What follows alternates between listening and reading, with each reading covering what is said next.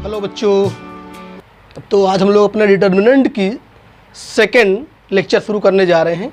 देखिए हेडिंग लिखा हुआ है सारणिक के अवयव की उपसारणिक। हेडिंग से आपको समझ में आ गई है कि एक सारणिक दिया होगा और उसके किसी अवयव की क्या पूछेगा, उपसारणिक पूछेगा। उपसारणिक को इंग्लिश में बोलते हैं माइनर ऑफ एलिमेंट, यानी माइनर ऑफ ए एलिमेंट का मतलब किसी अवयव की उपसारणिक, और वो अवयव कहाँ का है, किसी सारणिक का है। एक बात हम आपको बताएं, देखिए आव्यूह और सारणिक आप लोग पढ़ रहे हैं तो ये एक बात दिमाग में बैठा लीजिएगा कि ऐसा ना हो कि दोनों में कन्फ्यूजन हो जाए। आप पढ़ें यहाँ की हेडिंग मिला दें वहाँ पर, यानी कोई आव्यूह बना के दे दे और कह दे इसका मान निकालिए। कन्फ्यूज मत होइएगा, मान की जब बात होगी तो सिर्फ सारणिक की होगी, वहाँ की बात नहीं होती है। इसी प्रकार अगर उपसारणिक की बात हो गई, माइनर निकालना है, तो जैसे आप ये दिमाग में ना आ जाए कि सारणिक के अवयवों का अगर हम उपसारणिक निकाल सकते हैं तो आव्यूह के अवयवों का भी हम उप आव्यूह निकालें, या आगे भी जो आएगा, जो यहाँ कर रहे हैं वहाँ भी करें। अगर सब कुछ वहाँ पे करना होता है तो फिर अलग से पढ़ने की आवश्यकता ही ना होती इसको। तो दोनों एग्जैक्टली सेम नहीं हैं, ठीक है, बात समझिएगा जो है। तो उपसारणिक किसकी निकालना होगा, कोई सारणिक दिया होगा उसके अवयवों की। तो देखते हैं, शुरू करते हैं।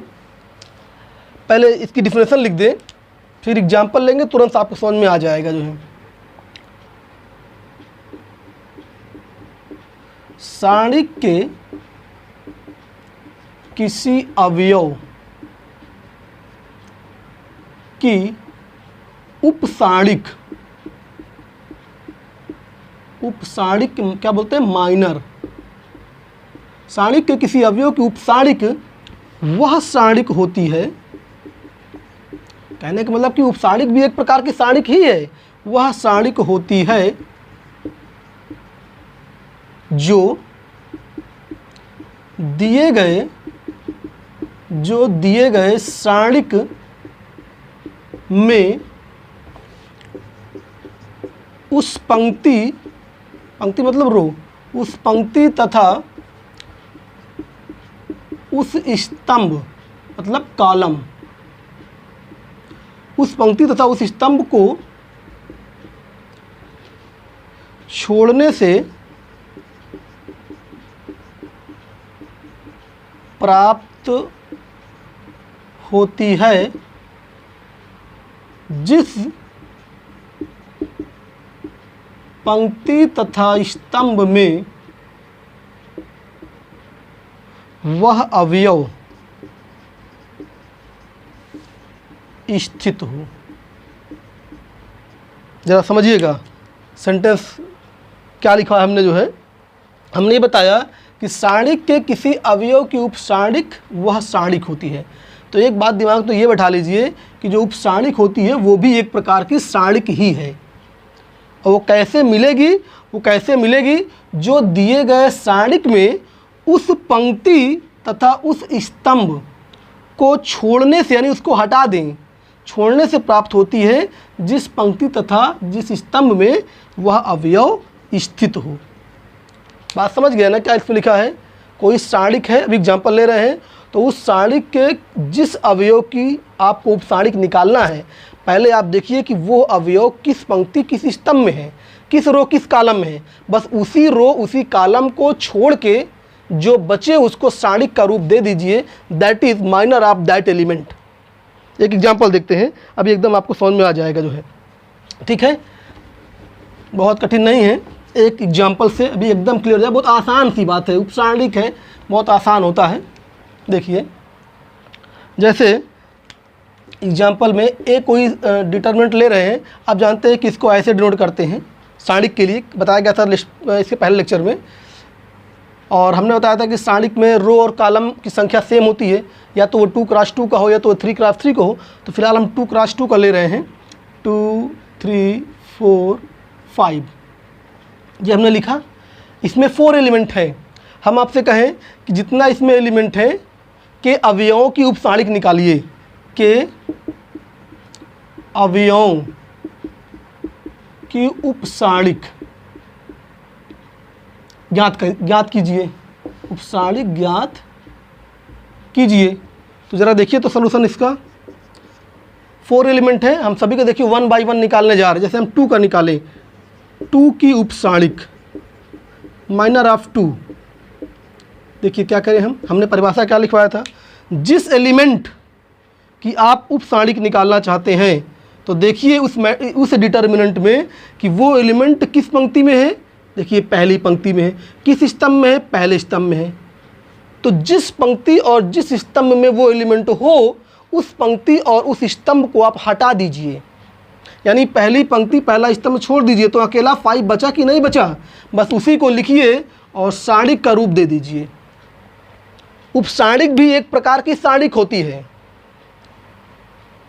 बात समझ में आई। उपसारणिक भी एक प्रकार की सारणिक है, लेकिन कैसे बनेगी, एक निश्चित पंक्ति और स्तंभ को हटाने पर। और किस पंक्ति स्तंभ को हटाएंगे, जिस पंक्ति स्तंभ में वो अवयव स्थित हो। कौन अवयव, जिसकी आपको उपसारणिक निकालना हो। बोलिए, ऐसे अगर हम 3 का निकालें, 3 की उपसारणिक, तो 3 देखिए सेकंड कॉलम में है, फर्स्ट रो में है, तो फर्स्ट रो हटा दीजिए, फर्स्ट रो सेकंड कॉलम, अकेला 4 बचेगा, बना दीजिए सारणिक का रूप। सारणिक का रूप बनाने का मतलब, सारणिक का रूप बनाने का मतलब 2 ऊर्ध्वाधर रेखाओं के बीच उसको रख दीजिए। आप भी बनाने का मतलब क्या होता था, आयताकार सारणी के अंदर, ठीक है। ऐसे अगर हम 4 की उपसारणिक निकालें तो बताइए 4 किस रो में है, सेकंड रो में है, किस कॉलम में है, फर्स्ट, तो फर्स्ट कॉलम छोड़ दीजिए, सेकंड रो छोड़ दीजिए। मतलब जिस एलिमेंट की बात हो रही है उस एलिमेंट से गुजरने वाला रो और उस एलिमेंट से गुजरने वाला कॉलम, इसको हटा दीजिए। हटाने का मतलब हम मिटाइए नहीं, अपने मन में हटा दीजिए, और जो बचा उसको लिख दीजिए और उसको सारणिक का रूप दे दीजिए। ऐसे अगर 5 का लिखना है, 5 की उपसारणिक, तो 5 किस रो में लाई कर रहा है, second row and second column, तो इसको अगर हटाएंगे तो अकेला 2 बचेगा।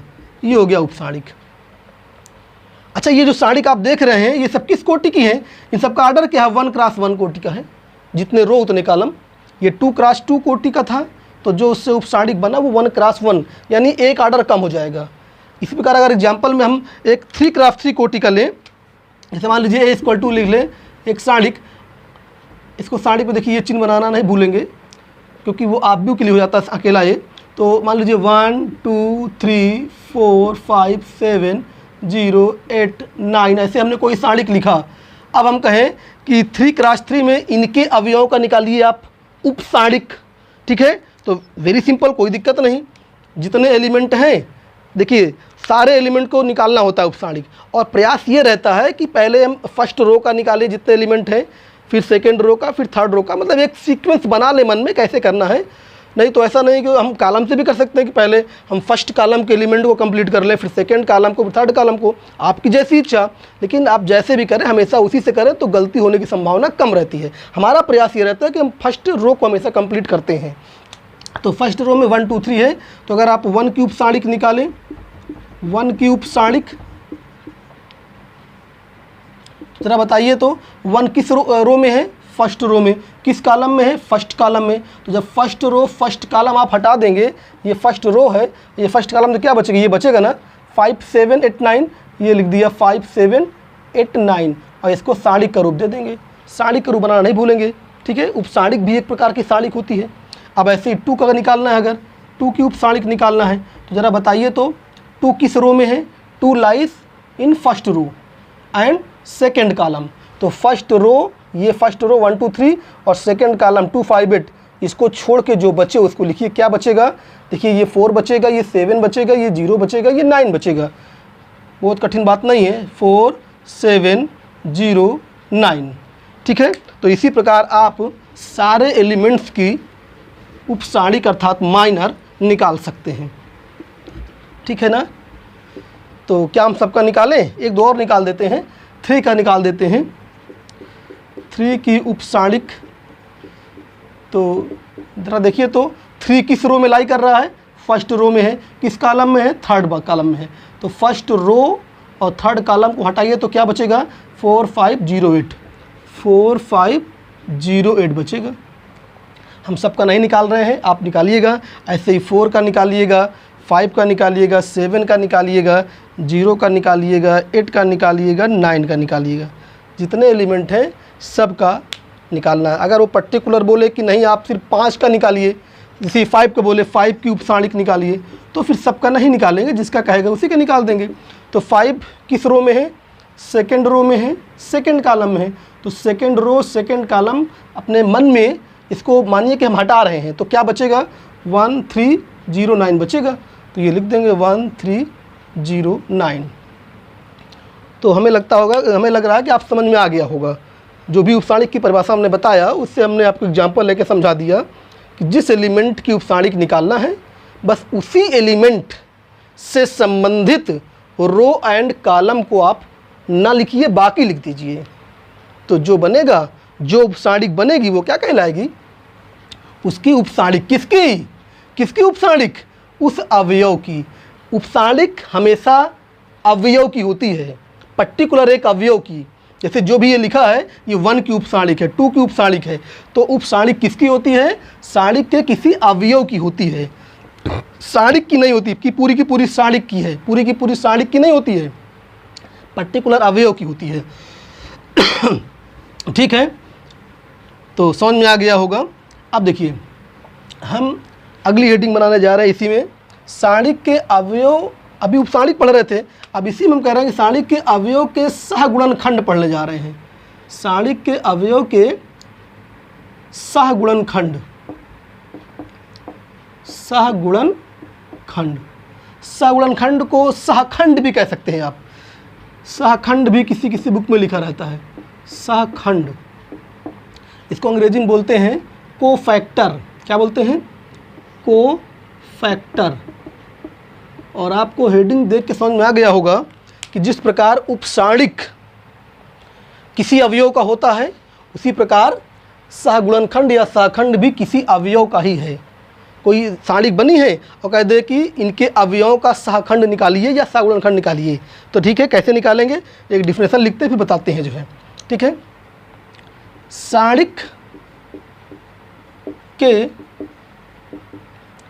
किसी अवयव की चिन्ह सहित, अब चिन्ह क्या होगा? प्लस या माइनस, जो भी होगा प्लस या माइनस, चिन्ह सहित उपसाणिक। उपसाणिक तो आप जान ही गए हैं, अभी तक उपसाणिक पहले कोई चिन्ह नहीं लगता था, लेकिन अब चिन्ह लगाना पड़ेगा। चिन्ह सहित उपसाणिक को उस अवयव का सहगुणनखंड यानी कोफैक्टर, सहगुणनखंड या सहखंड कहते हैं। बात समझिएगा, आप उपसाणिक निकालना सीख चुके हैं, तो उपसाणिक में क्या था? बस हम जिस एलिमेंट की उपसाणिक निकालते थे उसके उस रो और कॉलम को छोड़ के जो साणिक बनती थी लिख देते थे, कोई चिन्ह नहीं लगाते थे। लेकिन अब हमें चिन्ह भी लगाना है। चिन्ह लगाने का मतलब ये है कि प्लस या माइनस। अब वो प्लस लगना है कि माइनस, थोड़ा उसके बारे में बताने जा रहे हैं। मान लीजिए ये कोई डिटर्मिनेंट है, शॉर्ट फॉर्म में लिख रहे हैं n क्रॉस n ऑर्डर का, और इसका कोई पर्टिकुलर एलिमेंट aij है, a11, a22 आप जानते हैं। तो जैसे हमें aij कोई एलिमेंट है, aij हमें इसी का निकालना है सहखंड या सहगुणनखंड, aij का सहगुणनखंड। ठीक है, तो क्या करें जरा देखिए, तो क्या कह रहा है? चिन्ह सहित उपसाणिक लिखना है। तो पहली बात तो हमें इसके उपसाणिक लिखना होगा, लेकिन उसके पहले चिन्ह लगाना होगा। अब चिन्ह के लिए क्या करते हैं, उसके लिए बताएं हम -1 की पावर i प्लस j। यहाँ पर i क्या है? नंबर ऑफ रो, और j क्या है? Number of column. जैसे ये A23 लिखा है, तो इस अवयव किस रो में है? दूसरे रो में है। किस कॉलम में है? तीसरे कॉलम में है। ऐसा अवयव जो दूसरे रो तीसरे कॉलम में हो। तो यहाँ पर ए अवयव जो है वो किस रो और किस कॉलम में है? ith row and jth column में है। तो जो भी ith रो और जो भी रोज एंड jth जो भी कॉलम होंगे उन्हीं को ऐड किया गया है। और फिर क्या लिखेंगे? यहाँ पर क्या लिखेंगे? aij की उपसाणिक लिख देंगे। उपसारणिक, ये फार्मूला है किसी अवयव की उपसारणिक लिखने का, किसी अवयव का उपसारणिक लिखने का, जिस अवयव की उपसारणिक सहखंड लिखने का, जिस अवयव का सहखंड या सहगुणनखंड लिखना हो उसकी उपसारणिक तो आप लिखेंगे ही, और उसके पहले क्या लिखेंगे, उसके पहले लिखेंगे -1 की पावर जो भी रो और कॉलम हो उस अवयव का, उसको जोड़ देंगे। अब जाहिर सी बात है, अगर आपको कुछ नंबर सिस्टम याद आ रहा हो तो -1 की पावर जो भी लिखेंगे हम, उसका चिन्ह या तो प्लस में होगा या तो माइनस में, यानी उसका मान +1 होगा या -1 होगा। जैसे यहाँ पर अगर सम संख्या लिखा है, -1 की पावर सम संख्या कोई भी लिखा है तो इसकी वैल्यू +1 होती है। हमें उम्मीद है कि आपको पता है ये सब। और -1 की पावर अगर विषम संख्या लिखी है ऊपर, ऑड नंबर, तो इसका मान -1 होता है। ठीक है, कुछ नंबर सिस्टम के बारे में बता रहे हैं हम। तो अगर -1 की पावर में कोई इवन नंबर है तो इसकी वैल्यू होती है +1, और अगर -1 की पावर में कोई ऑड नंबर होती है तो इसका मान होता है -1। और किसी भी संख्या में अगर आप +1 से मल्टीप्लाई करेंगे तो प्लस ही माना जाता है। जैसे ये लिखा है +1 × 5 मतलब +5, और अगर -1 से किए होते तो -5 हो जाता। यानी +1 या -1 बगल में लिखा है तो वही बता देता है चिन्ह आपको, वही क्या बता देगा, चिन्ह बता देगा। तो ये इस पूरा मान या तो प्लस में होगा या तो माइनस में होगा, वो डिपेंड कर रहा है आई और जे पर। आई प्लस जे इवन है तो ये प्लस कहलाएगा, आई प्लस जे अगर इवन है तो ये प्लस होगा, और आई प्लस जे अगर ऑड है तो ये माइनस हो जाएगा। जैसे फर्स्ट रो फर्स्ट कॉलम, तो आई की वैल्यू 1, जे की वैल्यू 1, तो 1 + 1 2, तो -1 की पावर 2, तो ये +1 हो जाएगा, अर्थात प्लस का चिन्ह आ जाएगा। आई की वैल्यू 1, जे की वैल्यू 2, तो y + j 3 हो जाएगा, और -1 की पावर 3 का मतलब ऑड, तो ये -1 हो जाएगा। तो वो आई और जे की वैल्यू पे डिपेंड करेगा प्लस है कि माइनस। अभी देखिए एकदम क्लियर हो जाएगा। एग्जाम्पल लेते हैं एक, तो ज़्यादा समझ में आएगा आपको। देखिए एक एग्जाम्पल लेने जा रहे हैं। सारणिक, ये कुछ लिख दिया हमने 1 2 3 7 शब्दों में बोल दिया आपकी, के अवयवों के सहगुणनखंड ज्ञात कीजिए। ठीक है, तो देखिए प्रयास करते हैं। जैसे हम 1 का निकालें सहगुणनखंड। एक बात हम बताएं आपको, ये जो सहगुणनखंड बता रहे हैं, दिस इज़ वेरी इम्पॉर्टेंट। सारणिक के आगे जो भी हम पढ़ना चाहते हैं उसके लिए ये वेरी इम्पॉर्टेंट, इसलिए इसमें कोई कन्फ्यूजन ना रह जाए। हमने कहा था कि अभी मैट्रिक्स में कुछ बाकी है, उसको पढ़ना है। तो जो भी अभी पढ़ना है मैट्रिक्स में या जो भी अभी सारणिक में पढ़ना है, उसके लिए ये एक बेस है। इसलिए सहगुणनखंड छोटा टॉपिक है लेकिन वेरी इंपॉर्टेंट आगे पढ़ने के लिए, इसलिए केयरफुली इसको देखिएगा। 1 का सहगुणनखंड लिखना है तो देखिए 1 है, तो हमने क्या कहा था पहले, यहाँ पे लिखिए -1 की पावर 1 किस रो में है, फर्स्ट रो में है, किस कॉलम में, फर्स्ट में। तो यहाँ पे 1 + 1 लिख दीजिए, ये रो है ये कॉलम है। और फिर 1 का उपसारणिक लिखिए। 1 की उपसारणिक अभी तक निकाल रहे थे इस रो एलिमेंट की, तो फर्स्ट रो छोड़ दीजिए, फर्स्ट कॉलम क्या बचेगा 7, तो ऐसे ये लिख देंगे। अब बताइए -1 की पावर 1 + 1 कितना आएगा, प्लस आएगा कि नहीं आएगा, +1 मतलब सिर्फ प्लस लिखेंगे, तो हम सिर्फ प्लस लिख दें और ये ऐसे, कोई दिक्कत। इसी तरह अगर 2 का निकालें, 2 का सहगुणनखंड, तो -1 की पावर क्या लिखें, -1 की power first row plus column कौन सा है, सेकंड लिख दिया। और फिर अब 2 का लिखो, उपसारणिक लिखो, तो उपसारणिक बता ही चुके हैं, 2 जिस रो में उसको छोड़ दो, जिस कॉलम में उसको छोड़ दो, क्या बचेगा 3, ये लिख दिया 3। अब इसको आप सॉल्व कर लीजिए, ये 1 + 2 3, तो -1 की पावर 3 यानी ऑड नंबर, तो माइनस आएगा ना, ये माइनस आएगा, और ये उपसारणिक 3 लिखा ही है। तो वही जो हमने परिभाषा लिखवाया था कि चिन्ह सहित उपसारणिक। अब देखिए ये उपसारणिक है, उससे पहले चिन्ह लगा है। 1 की उपसारणिक बताइए, यही तो आएगा, 1 क्रॉस 1 कोटि की सारणिक और उसके पहले चिन्ह लगा है। ये देखिए उपसारणिक है, उसके पहले चिन्ह लगा है। तो यही तो हमने बताया था, चिन्ह सहित उपसारणिक। इसी तरह आप 3 का भी निकाल सकते हैं। क्या हो जाएगा, -1 की पावर किस रो में है, सेकंड में, किस कॉलम में है, फर्स्ट में है। और इसका उपसारणिक क्या होगा 3 का, ये रो छोड़ दीजिए, ये कॉलम छोड़ दीजिए, 2 बचेगा, तो ये हो जाएगा -1 की पावर 3 माइनस, तो ये हो गया। ऐसे ही 4 का भी निकाल सकते हैं। तो -1 की power second row second column यानी 2 + 2, रो भी सेकेंड कॉलम भी सेकेंड। और इसका उपसारणिक क्या है, ये जाएगा ये 1, तो कितना होगा 2 + 2 4 यानी इवन सम संख्या। और अगर पावर में सम संख्या तो प्लस आएगा। तो आप देख सकते हैं हम जब सहगुणनखंड निकाल रहे हैं तो देखिए उपसारणिक तो लिखे ही हैं, उसके पहले चिन्ह लगाए हैं। उपसारणिक तो लिखे ही है, पहले चिन्ह लगाए हैं। तो यही होता है उपसारणिक अर्थात चिन्ह सहित उपसारणिक को क्या बोलते हैं, सहगुणनखंड बोलते हैं। ठीक है, ऐसे ही हम 3 क्रॉस 3 का एग्जाम्पल ले सकते हैं, 4 क्रॉस 4 का, लेकिन आपके सिलेबस में सिर्फ 3 क्रॉस 3 तक ही यूज करता है। तो ये जो हम चिन्ह बता रहे हैं आपको, अब ज़रा चिन्ह के लिए हम आपको एक डायरेक्ट ट्रिक बताने जा रहे हैं। आप चिन्ह तो ऐसे निकाल ही सकते हैं, जिस एलिमेंट का सहगुणनखंड निकालना हो -1 की पावर करके आप चिन्ह ज्ञात कर सकते हैं। जैसे जिस एलिमेंट का आप निकाल रहे हैं वो एलिमेंट तीसरे रो में हो और चौथे कॉलम में हो, तो यहाँ पे 3 + 4 कर देंगे।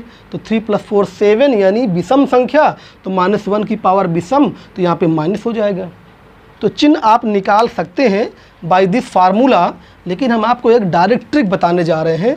तो अगर वो ट्रिक आप समझ गए तो डायरेक्ट भी चिन्ह लिख सकते हैं। जो अभी तक लिख रहे थे -1 की पावर समथिंग, फिर चिन्ह सेकेंड स्टेप में लिखते थे, अब वो चिन्ह आप डायरेक्ट लिख सकते हैं। कैसे, ज़रा देखिए, हम आपको एक ट्रिक बताने जा रहे हैं। हम 3 क्रॉस 3 का या 2 क्रॉस 2 कुछ भी लिखें, पहले देखिए, चलिए 2 क्रॉस 2 का ही बोल देते हैं। तो 2 क्रॉस 2 में कितने एलिमेंट होंगे, 4 एलिमेंट होते हैं। एक यहाँ होगा, एक यहाँ होगा, एक यहाँ होगा, एक यहाँ होगा।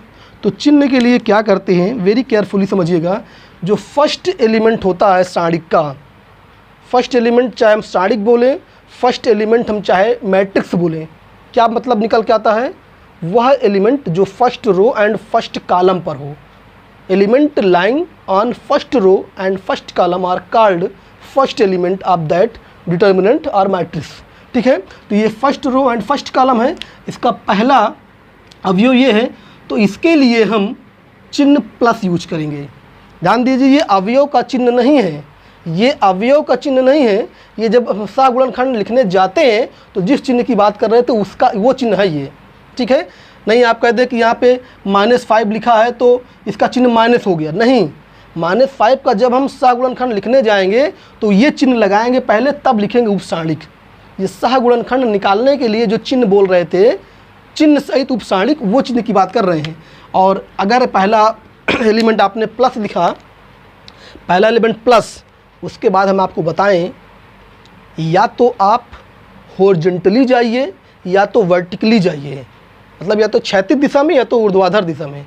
चिन्ह अल्टरनेट होंगे, कभी 2 चिन्ह एक साथ नहीं होंगे।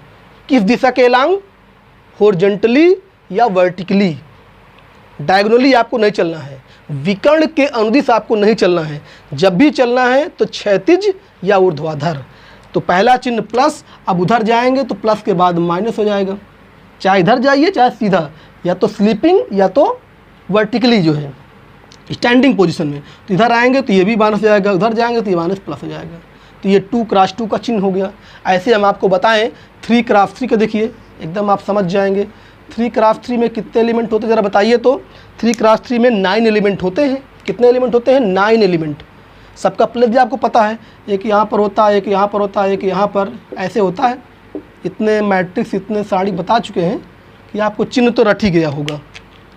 अब ज़रा देखिए, तो हमने क्या कहा था कि फर्स्ट एलिमेंट के लिए आप प्लस चिन्ह यूज करेंगे।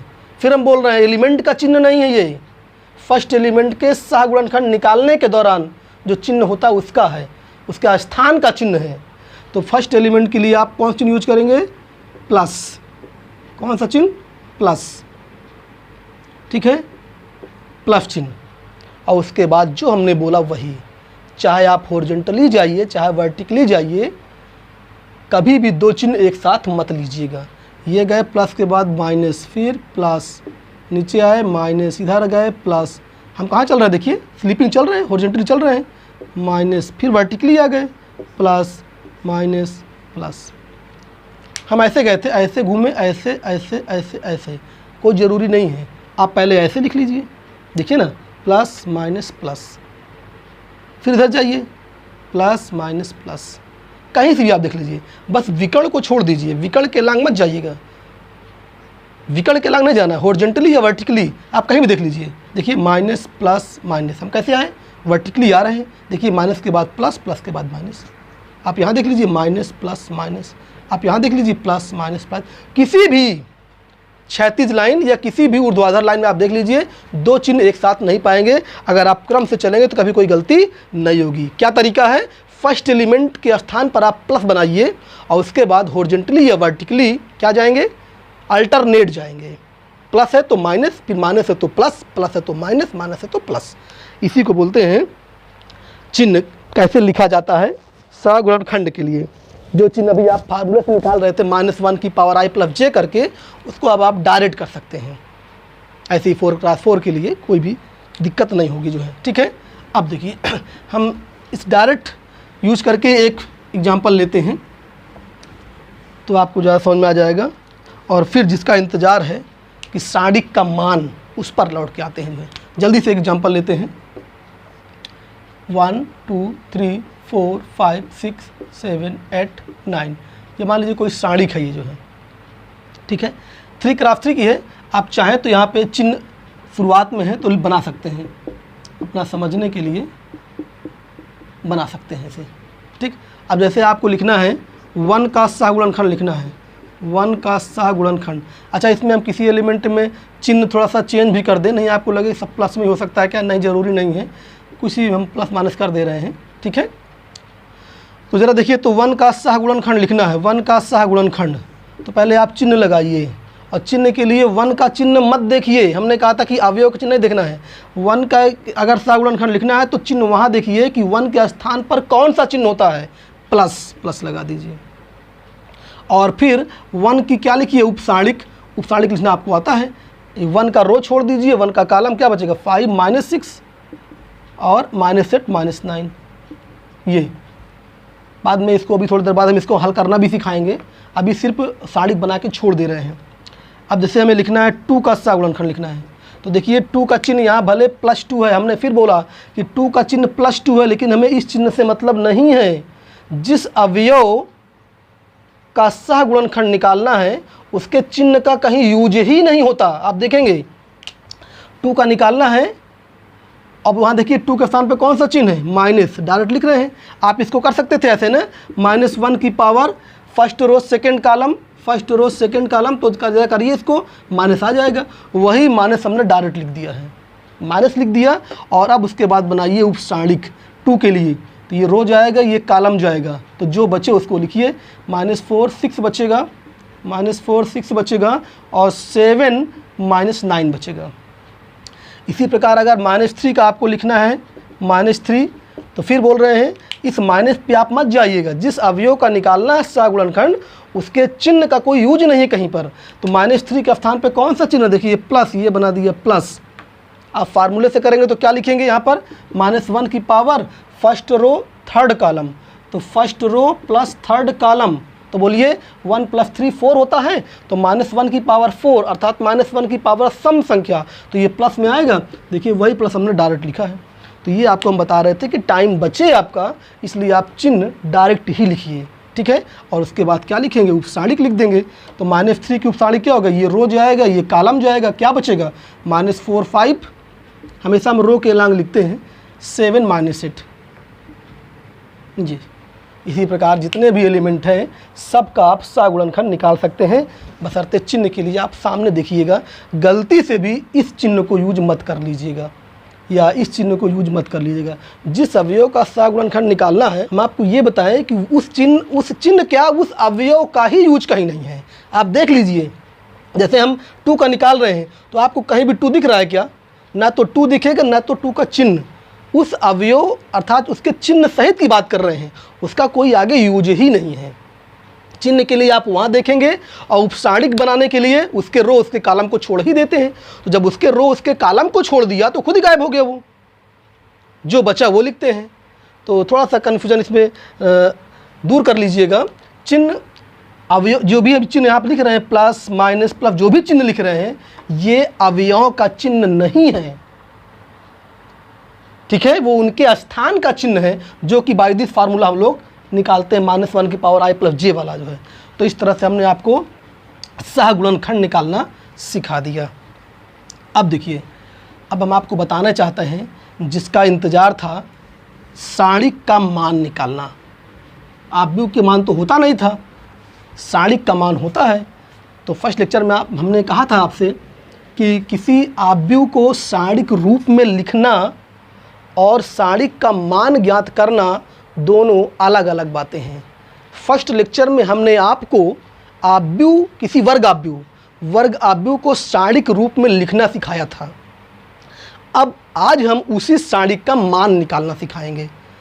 सारणिक रूप में कैसे लिखते थे? सारे अवयवों को उसी स्थान पर लिख के क्या करते थे हम? आयताकार सारणी को हटाकर 2 ऊर्ध्वाधर लाइन बना देते थे। अब आज हम उसी की वैल्यू फाइंड आउट करेंगे। सारणिक का मान ज्ञात करना, मान ज्ञात करना, to find out value of determinant, ठीक है। कभी भी आव्यूह की वैल्यू नहीं निकालते थे, डिटर्मिनेंट की निकालेंगे। अच्छा, मान निकालने से पहले हम आपको ये बता दें कि सारणिक के मान का मतलब क्या होता है। अगर आप मतलब समझ जाएंगे तो मान अपने आप ही निकाल लेंगे। हम लिखने जा रहे हैं मतलब क्या होता है। क्या होता है देखिए ज़रा, सारणिक के किसी एक पंक्ति अथवा एक स्तंभ, सारणिक के किसी एक पंक्ति अथवा एक स्तंभ के, एक पंक्ति अथवा एक स्तंभ के सभी अवयवों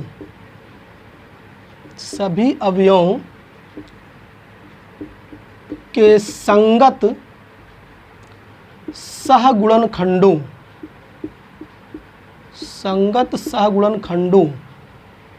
सभी अवयवों के संगत सहगुणनखंडों तथा उन अवयवों, या ऐसे लिखें, सभी अवयवों, थोड़ा सा लैंग्वेज चेंज करें, सभी अवयवों तथा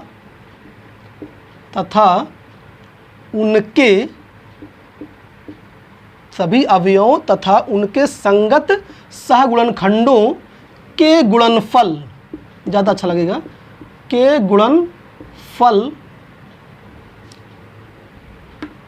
या सिर्फ गुणन लिखें, के योगफल को उस सारणिक का मान कहते हैं। अभी आपको कम समझ में आया होगा। अब देखिए, हम समझाने का प्रयास करते हैं। क्या कहा हमने? सारणिक के किसी एक पंक्ति अथवा एक स्तंभ, यानी कोई एक रो ले लीजिए, कोई एक कॉलम ले लीजिए, सब नहीं, जो आपकी इच्छा हो, लेकिन कोई एक आप रो डिसाइड कर लीजिए, कोई एक कॉलम डिसाइड कर लीजिए। और डिसाइड करने के बाद क्या करेंगे? किसी एक पंक्ति के सभी अवयवों तथा उनके संगत सहगुणनखंडों। अभी हमने सारे अवयवों का सहगुणनखंड निकालना सिखाया है थोड़ी देर पहले, लेकिन यहाँ पे आपको सभी अवयवों के सहगुणनखंड से मतलब नहीं है। जैसे मान लीजिए 3x3 है तो उसमें 9 एलिमेंट हैं, तो 9 अवयवों के सहगुणनखंड से मतलब नहीं है। किसी एक पंक्ति में जितने अवयव हैं, जैसे 3x3 में एक पंक्ति में कितने अवयव होते हैं? 3, तो उन्हीं तीनों अवयवों के सहगुणनखंड की बात कर रहे हैं। तो सभी अवयवों तथा उनके सहगुणनखंडों, जो भी अवयव हैं उनका सहगुणनखंड निकाल लो। फिर संगत गुणनखंडों के गुणन, मतलब गुणा करिए। अवयव को उसके सहगुणनखंड से गुणा करिए, जितने अवयव हो उस पंक्ति में, और फिर जोड़ दीजिए सबको। उसी को बोलते हैं सारणिक का मान, उसी को बोलते हैं सारणिक का मान। ये सारणिक का मान का मतलब होता है, डिफिनेशन ये है। फिर से सुनिए, कोई एक पंक्ति या कोई एक कॉलम डिसाइड कर लीजिए और उस पंक्ति के जितने भी अवयव हैं सभी का सहगुणनखंड निकाल लीजिए और फिर उस अवयव को उसके सहगुणनखंड से मल्टीप्लाई करिए 1 बाई 1 और जो मल्टीप्लिकेशन आए फिर उनको जोड़ दीजिए। That is value of determinant. ठीक है, इसको थोड़ा लिख के दिखाते हैं हम। पहले 2 क्रॉस, अच्छा पहले हम 1 क्रॉस 1 की बात कर लें। नोट करके लिख दें 1 क्रॉस 1 कोटि की सारणिक का मान अपने अवयव के बराबर होता है, अपने अवयव के बराबर होता है। 1 क्रॉस 1 में कोई दिक्कत नहीं है। जैसे मान लीजिए AIJ लिखा है, AIJ क्या है, A11 ही बोलेंगे अगर एक पंक्ति एक स्तंभ है तो ये A11 के ही बराबर होगा। ठीक है, इसको याद रखिएगा इसके लिए, क्योंकि इसका ना कोई सहगुणनखंड होगा ना कोई उपसारणिक होगी, तो इसको फार्मूले से नहीं निकालेंगे। 1 क्रॉस 1 के लिए क्या है कि जो अवयव है उसी के बराबर कर देते हैं। जैसे फॉर एग्जांपल, जैसे यहाँ पर लिखा है ये सारणिक है, अंदर -5 लिखा है, तो इसकी वैल्यू कितनी हो जाएगी, -5 भी हो जाएगी। ये 6 लिखा है, इसकी वैल्यू कितनी हो जाएगी, 6 हो जाएगी। तो 1 क्रॉस 1 कोटि की जो सारणिक होती है उसका वैल्यू किसके बराबर होता है, अपने अवयव के ही बराबर होता है। थोड़ा इसको अलग समझ लीजिए। अब 2 क्रॉस 2 से हम शुरू करने जा रहे हैं। 2 क्रॉस 2 कैसे निकालेंगे, 3 क्रॉस 3 कैसे निकालेंगे। पहले हम पूरा जो लिखवाया हमने मान निकालने का तरीका परिभाषा के अकॉर्डिंग बताएंगे और फिर डायरेक्ट बताएंगे। तो एग्जांपल लिख लेते हैं 2 क्रॉस 2 का। 2 क्रॉस 2 कोटि की सारणिक का मान निकालना चाहते हैं। ठीक है, देखते हैं।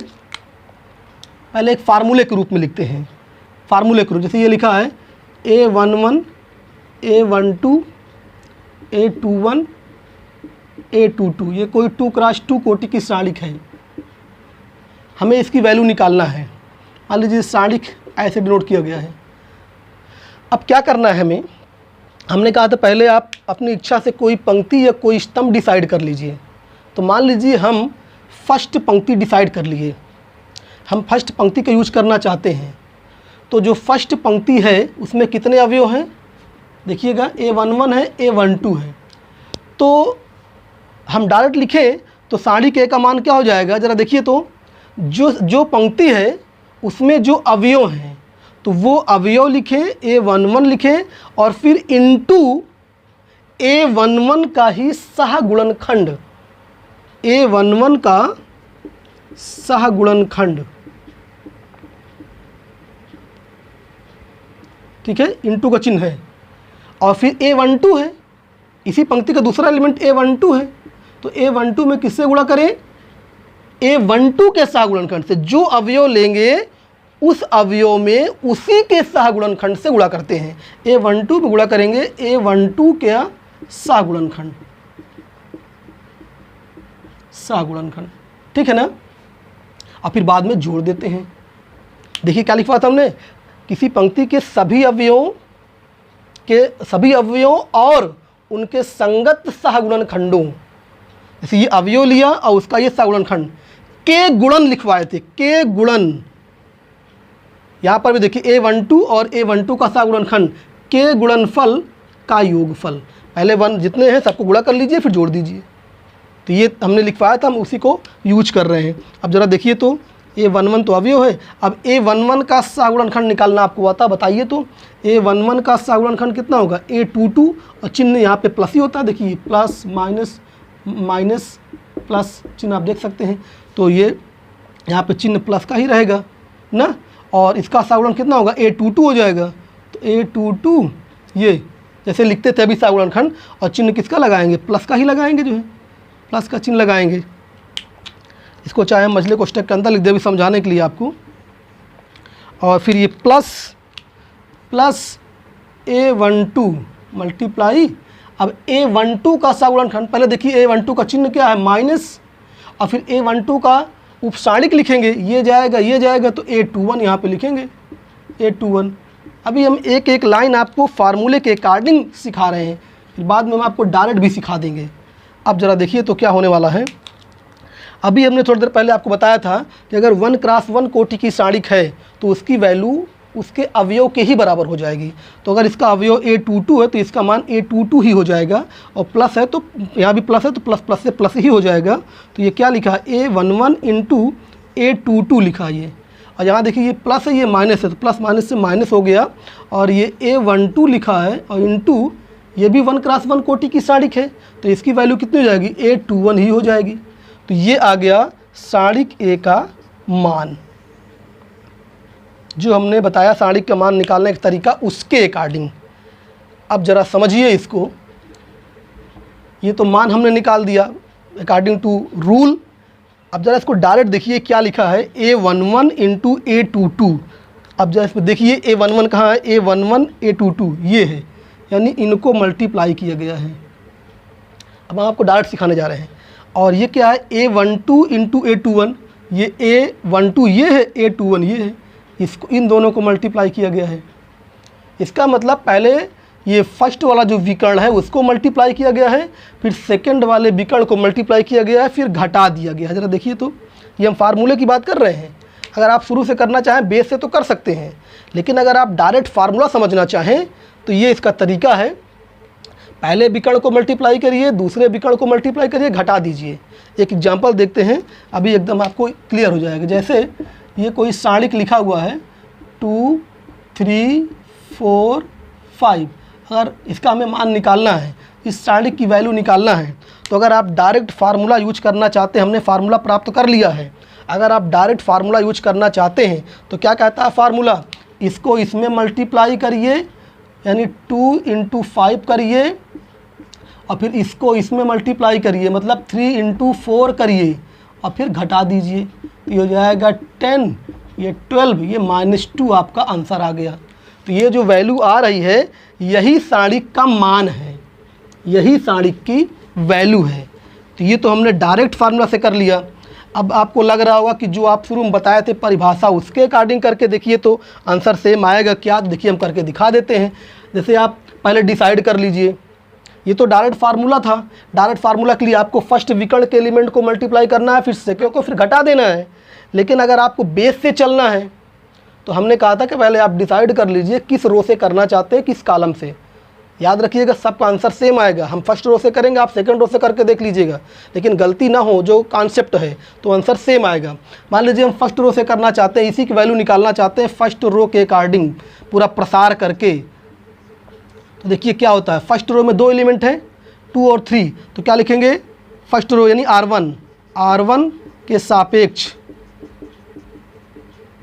अगर प्रसार करें हम, प्रसार का मतलब वही सहगुणनखंड लिखने जा रहे हैं। तो देखिए पहले 2 लिखेंगे, फिर इंटू 2 का सहगुणनखंड, चिन्ह तो आप जानते हैं ये प्लस माइनस माइनस प्लस, ये तो 2 के लिए चिन्ह प्लस है। अब 2 का सहगुणनखंड क्या होगा 5 होगा ना, तो 1x1 का है, ऐसे लिख दिया, चिन्ह प्लस है नहीं लगाए। फिर फार्मूले में क्या होता है प्लस, फिर 3, और 3 का चिन्ह क्या है माइनस, तो यहाँ पे लगाएंगे माइनस, और फिर 3 का क्या लिखेंगे सहगुणनखंड, ये लिखेंगे, और इसको ऐसे ब्रैकेट बंद कर लीजिए। अभी मतलब जो एलिमेंट लिख रहे हैं उसी का सहगुणनखंड लिख रहे हैं, जो एलिमेंट लिख रहे हैं उसी का सहगुणनखंड लिख रहे हैं। बात समझिए, कॉन्सेप्ट क्या था कि जो एलिमेंट आप लिखिए उसी का सहगुणनखंड लिखिए, जो एलिमेंट लिखिए उसी का सहगुणनखंड लिखिए, फिर बाद में जोड़ दीजिए। ये कॉन्सेप्ट है, वही हम कर रहे हैं। अब इसको ज़रा देखिए तो ये 5 1x1 का है तो इसका मान 5 भी हो जाएगा, ये प्लस माइनस से माइनस 3, और 4 भी 1x1 का है तो ये भी 4 हो जाएगा। तो देखिए 10 - 12, देखिए -2 आया कि नहीं जो वहाँ पर आया था। तो आप कॉन्सेप्ट से कर सकते हैं, बेसिक कॉन्सेप्ट बताया उससे भी कर सकते हैं। और 2x2 के लिए बस इतना याद रखिए, फिर से हम आपको याद दिला दें क्योंकि यही बार बार यूज होना है। 2x2 में क्या करते हैं, इसको मल्टीप्लाई करिए, इसको मल्टीप्लाई करिए, फिर घटा दीजिए, डायगोनल के एलिमेंट को मल्टीप्लाई करिए, फिर घटा दीजिए दोनों। अब हम देते हैं 3x3 कोटि का जो साणिक होगी इसकी वैल्यू कैसे निकालेंगे। सेम कॉन्सेप्ट, पहले हम बेसिक कॉन्सेप्ट बताएंगे और फिर इसको बता देंगे डायरेक्ट कैसे करते हैं। 3x3 देखिए, जैसे हमने वहाँ पे A11 लिखा था, A12 लिखा था, तो हम वो भी लिख सकते हैं, लेकिन थोड़ा सा छोटा लिखते हैं। हम ऐसे लिख देते हैं A1 B1 C1 A2 B2 C2 A3 B3 C3, कुछ भी लिख सकते हैं। इसमें कोई कन्फ्यूजन नहीं होना चाहिए कि आप वहाँ पे A11 लिखे थे, यहाँ पर ऐसा क्यों लिख रहे हैं।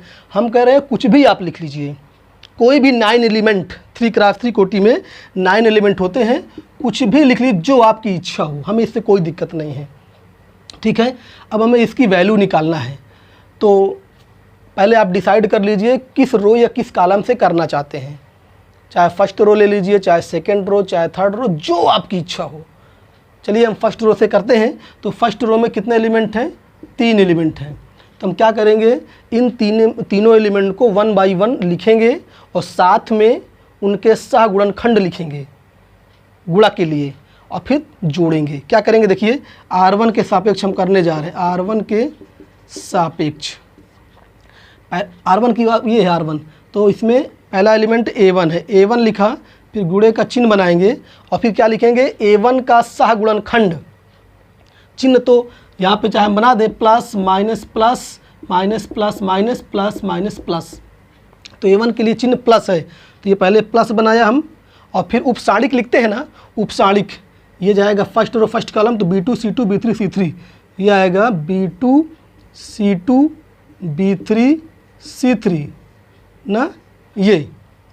फिर B1 में जाए, फार्मूला के अकॉर्डिंग बेसिक कॉन्सेप्ट के आप प्लस का चिन्ह लगाते हैं, फिर B1 लिखते हैं, फिर इंटू का चिन्ह बनाएंगे और फिर B1 का सहगुणनखंड।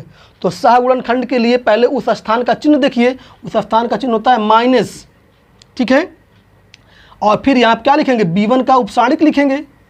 B1 के लिए सेकंड कॉलम जाएगा फर्स्ट रो, तो A2 C2 A3 C3, A2 C2 A3 C3। अच्छा, यहाँ पे गुणा के बाद तुरंत माइनस चिन्ह आ गया है, तो इसको आप ब्रैकेट के अंदर लिख सकते हैं, इसको भी लिख सकते हैं। अभी चिन्ह सहित उपसाणिक लिख रहे हैं ना ये, और फिर प्लस का चिन्ह बनाइए, फिर प्लस का चिन्ह बनाइए और फिर क्या लिखेंगे C1, और C1 में गुणा करिए उसके सहगुणनखंड से। जो एलिमेंट लेंगे उसी के सहगुणनखंड से गुणा करेंगे। तो C1 का चिन्ह क्या है, प्लस, C1 का चिन्ह है प्लस, और फिर उपसाणिक के लिए ये कॉलम जाएगा, ये रो जाएगी, तो A2 B2 A3 B3, A2 B2 और A3 B3, ये हो गया। तो आप चाहें तो इसको भी एक ब्रैकेट के अंदर रख लीजिए। हम ब्रैकेट के अंदर किसको रख रहे हैं, सहगुणनखंड को। तो ज़रा देखिए, आप गौर करिए हमने किया क्या, हमने ये A1 लिखा है और फिर गुणे के साथ A1 का सहगुणनखंड लिखा। यहाँ तक आप गौर करिए, ये A1 का सहगुणनखंड है, और ये फिर हमने B1 लिखा है, फिर B1 का सहगुणनखंड लिखा है, ये C1 लिखा है, ये C1 का सहगुणनखंड लिखा है, और सब के बीच में देख गुणा का चिन्ह है, ये गुणा का चिन्ह। जो अवयव उसके साथ गुणा कर रहे हैं किसको, उसी के सहगुणनखंड से। जो अवयव उसके साथ गुणा कर रहे हैं किसको, उसी के सहगुणनखंड से, फिर जोड़ दे रहे हैं। हमने ये काम फर्स्ट रो के साथ किया है, आप किसी भी रो किसी भी कॉलम के साथ ये काम कर सकते हैं, ठीक है। अब उसके बाद तो फिर आपको हल करना आता ही है।